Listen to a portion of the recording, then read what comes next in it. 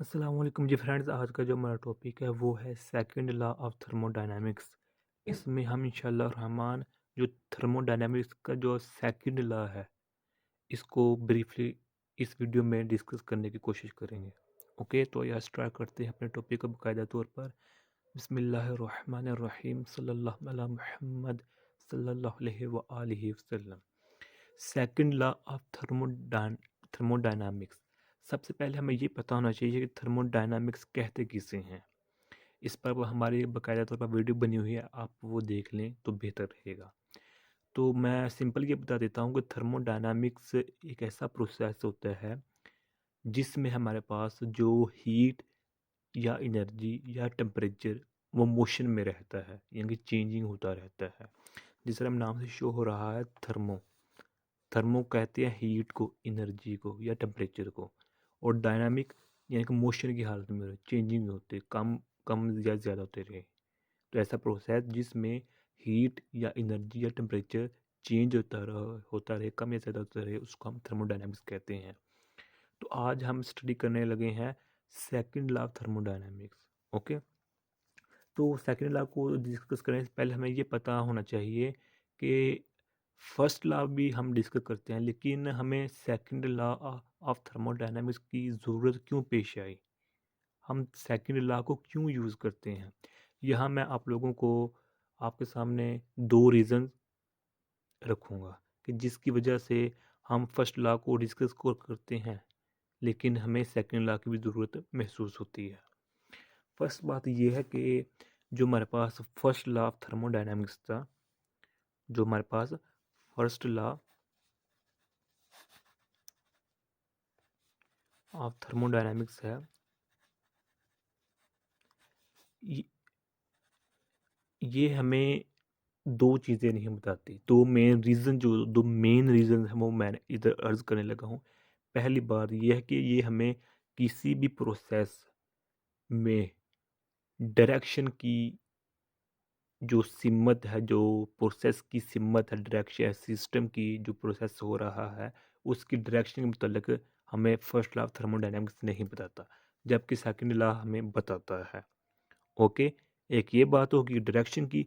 Second बात है ये है कि हमें first law feasibility of the process of the system ये नहीं बताते। अब पहली बात करते हैं कि डायरेक्शन से क्या मुराद है। ओके, हम इधर इधर सपोज करते हैं कि हमारे पास अगर हमारे पास दो ऑब्जेक्टिव हैं, एक हॉट है और एक कोल्ड है। ओके, तो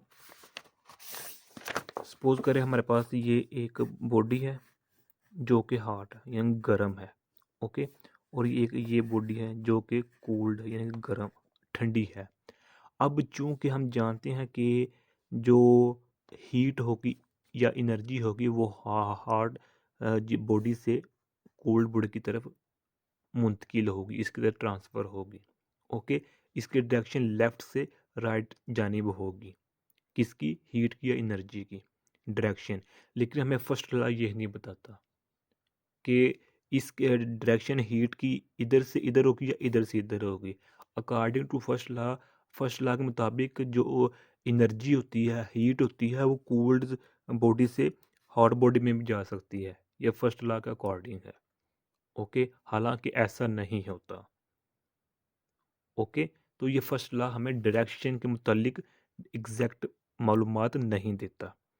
ओके, अगर हम इसको मज़ीद इस पर बात करना चाहें कि कोल्ड से हम, या इसके अदर हम एक और एग्जांपल ले लें कि डिफ्यूजन ऑफ गैस। मिसाल के तौर पर एक ही हमारे पास ये बॉडी है और एक हमारे पास ये बॉडी है, इसका जो प्रेशर है वो हाई है, इसका लो प्रेशर है। ओके, तो जो गैसेस के मालिक्यूल्स हैं और ये एक ट्यूब में है। ओके, गैसेस के मालिक्यूल्स हैं, ज़ाहिर बात है हाई प्रेशर से लो प्रेशर की जानिब जाएंगे गैसेस। ओके, गैसेस की डायरेक्शन हाई से लो की जानिब होगी। लेकिन अकॉर्डिंग टू फर्स्ट लॉ वो कहते हैं कि लो से हाई बॉडी की तरफ भी जो गैसेस के पार्टिकल्स हैं वो जा सकते हैं, हालांकि ऐसा नहीं होता। ओके हो गया। अच्छा, अब अगर इसकी इन दोनों एग्ज़ाम्पल्स की डिटेल में जानना चाहें कि लो प्रेशर से जो गैसेज़ के मॉलिक्यूल्स हैं वो हाई प्रेशर में जा सकते हैं। इसी तरह कोल्ड बॉडी से जो हमारे पास हीट है वो हॉट बॉडी में जा सकते हैं। कैसे? कि अगर हम यहाँ कोई एक्सटर्नल सोर्स लगाएँ जो कि हमारे गैस पार्टिकल्स को लो प्रेशर से हाई प्रेशर में ले जाए।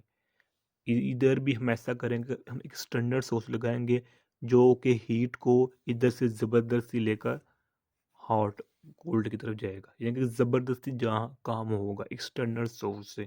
ओके, तो उस रिएक्शन को हम कहते हैं नॉन स्पॉन्टेनियस।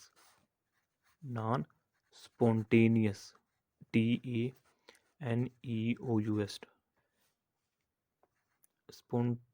स्पॉन्टेनियस।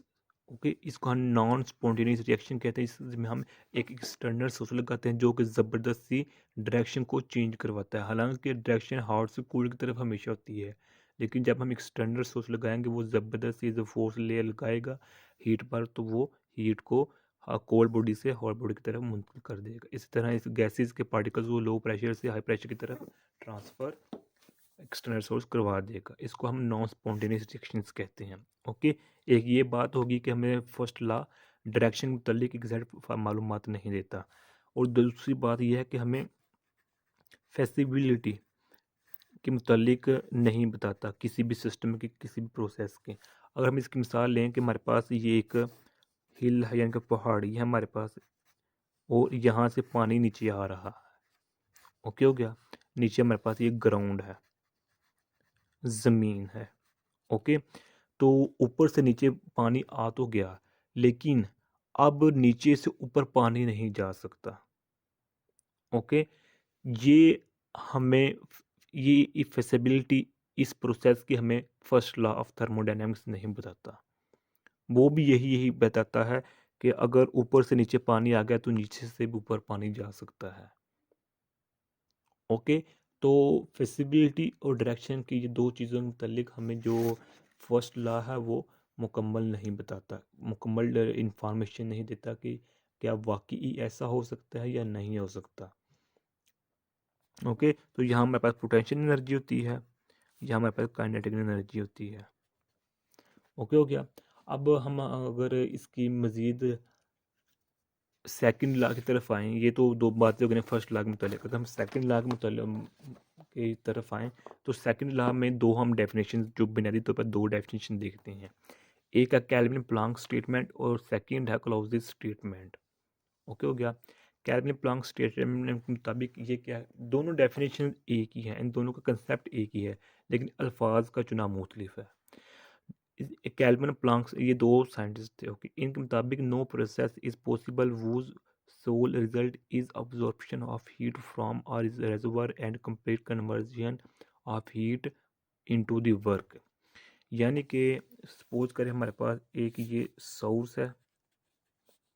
ओके, ये हमारे पास से कोई इंजन है, और ये हमारे पास एक सिंक है। सपोज करें इस सोर्स हमारे पास जो हीट Q1 निकली है इस डायरेक्शन में, वो इंजन को मिली है। इंजन ने यहाँ काम किया, और काम करके उसने Q2 आउटपुट दे दी, सिंक को बाहर दे दी। अब ये स्टेटमेंट ये बता रही है कि नो प्रोसेस इज पॉसिबल, कि कोई भी प्रोसेस पॉसिबल नहीं है। वो sole result is absorption of it heat from a reservoir and complete conversion of heat into the work. कि इस जो कैल्विन प्लांक स्टेटमेंट ये बता रहा है कि 100%, 100% यहाँ से जो एनर्जी आ रही है वो इंजन को मिल रही है। इंजन 100% उस हीट मिलने वाली हीट को अपने काम में वर्क नहीं करेगा, अपने काम में नहीं लगाएगा। यानी कि दूसरे अल्फाज में ये कह लें कि इंजन 100% वर्क नहीं कर सकता, वो आउटपुट कभी भी 100% नहीं दे सकता। वो 100 से लेस 95% भी हो सकता है, 95, 94, 93 या 90% भी हो सकता है, जो कि इंजन इनपुट लेता है और आउटपुट कभी भी 100% नहीं देता, 100% नहीं देता। ओके, तो ये है second law of thermodynamics. Okay हो गया। इसमें डायरेक्शन का भी पता लग जाएगा, इसमें लग रहा है, इसमें हमें फेसिबिलिटी का भी पता लग रहा है। अब हम क्लॉजर स्टेटमेंट की तरफ आएँ तो इसका भी वही कंसेप्ट है। No process is possible whose sole result is the transfer of heat from the cold object to a hotter object। ये कह रहा है कि एक हमारे पास हॉट बॉडी है और एक कोल्ड बॉडी है, कि कभी भी ये पॉसिबल नहीं है कि कोल्ड बॉडी से हमारे पास हॉट बॉडी की तरफ कोई हीट ट्रांसफ़र करे। ये कब पॉसिबल नहीं है। ओके, ये उसी वक्त में पॉसिबल हो सकता है जब यहाँ कोई हम एक्सटर्नल सोर्स लगाएं जो कि हीट को यहाँ से यहाँ ट्रांसफ़र करा सके। ओके हो गया। तो ये है हमारे पास सेकंड लॉ ऑफ थर्मोडायनामिक्स। अब अगर हम सपोज करें कि हमारे पास जो इंजन है वो हम इनपुट लेता है और 100% काम करके आउटपुट बाहर दे देता है। तो अगर हम एफिशिएंसी का फार्मूला इधर पुट करें तो उसके मुताबिक जो हमारे पास फार्मूला होता है उसमें हमारे पास Q2/Q1 होता है।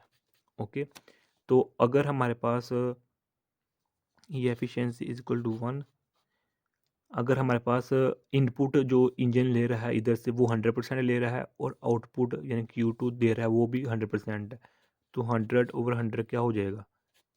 1 हो जाएगा। तो 1 में से 1 निकालेंगे तो क्या हो जाएगा? 0 हो जाएगा। यहाँ तो फिर एफिशिएंसी 0 हो जाएगी काम करने की। हालांकि ऐसा पॉसिबल कभी होता ही नहीं, एक इंजन काम कर रहा हो और उसके काम करने की सलाहियत 0% हो, ऐसा कभी भी नहीं होता। तो इसलिए हम ये कहते हैं कि इंजन कभी भी 100% वर्क नहीं कर सकता। अगर ऐसा करेगा तो वो सेकंड लॉ थर्मोडायनामिक्स की मुखालफत करेगा। ओके, एक सूरत है कि इंजन जो है वो 100% काम कर सकता है, वो है आइडियल सूरत। आइडियल केस में ये ऐसा हो सकता है, रियल केस में प्रैक्टिकल ऐसा कभी भी नहीं होता।